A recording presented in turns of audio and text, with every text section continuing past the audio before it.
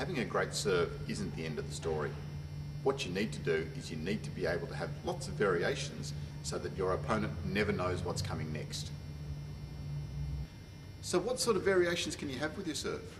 There are three things that you can focus on: spin, speed, and placement.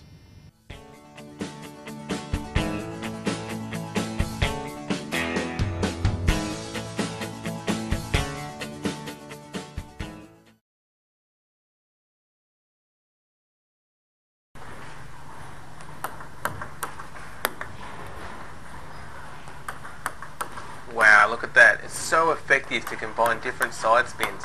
It's really hard for your opponent to track the ball. So these are ways you can really confuse your opponent. Watch how this curls from right to left.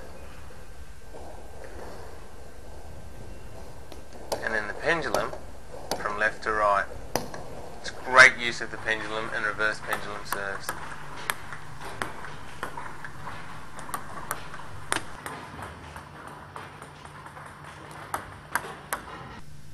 Mixing up between your backspin, side spin and topspin serves is also a very effective way to keep your opponent off guard. By throwing in the different variations, it's hard for them to get used to your serve. Here in slow motion we can see the backspin serve. Watch how the backspin grips into the table and starts spinning the ball back towards the net. Now with the side spin, we're really going to get a lot of curve on the ball. And the topspin is going to skid through low and straight.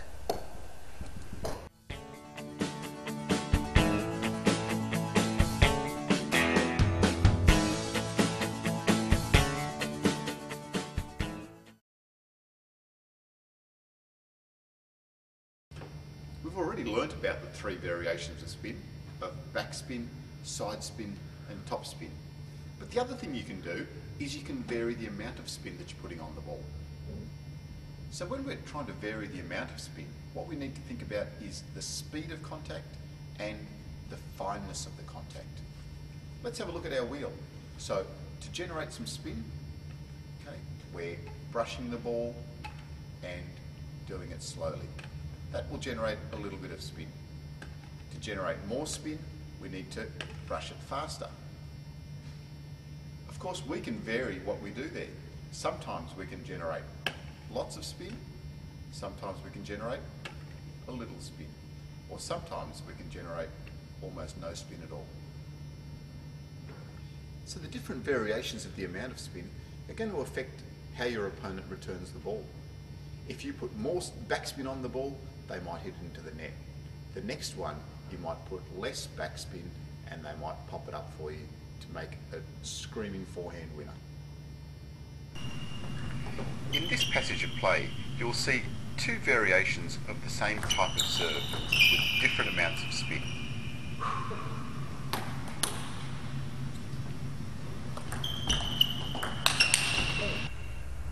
Firstly, Jeff's heavy backspin serve that Brett pops into the net. And now Brett does the no spin serve that Jeff hits high and Brett puts away for a win.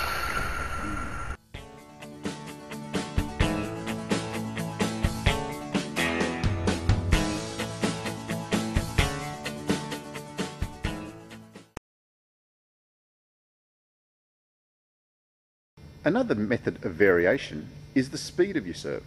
So first up, you can serve short and slow.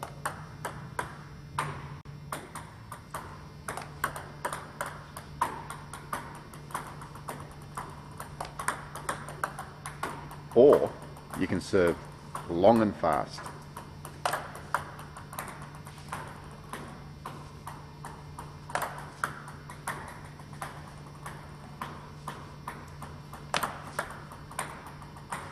Or you can mix it up.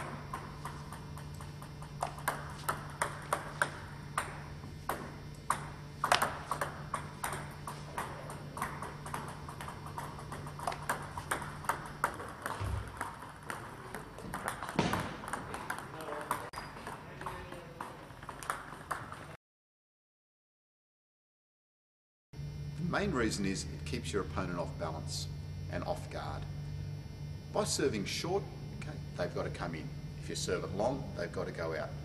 Varying it, okay, keeps them off guard and makes it more difficult for them. In a match situation though, you do need to serve most of your serves short. 80% is probably a good guide. Of course, that will always depend on your opponent. If they're particularly bad at returning your long serve, then you'll serve lots of long serves. But in general, you want to serve the ball short. Why short? Because by getting the ball to bounce at least twice on the other person's side of the table, it's harder for them to attack. And table tennis is all about making sure that you are the first person to attack the ball.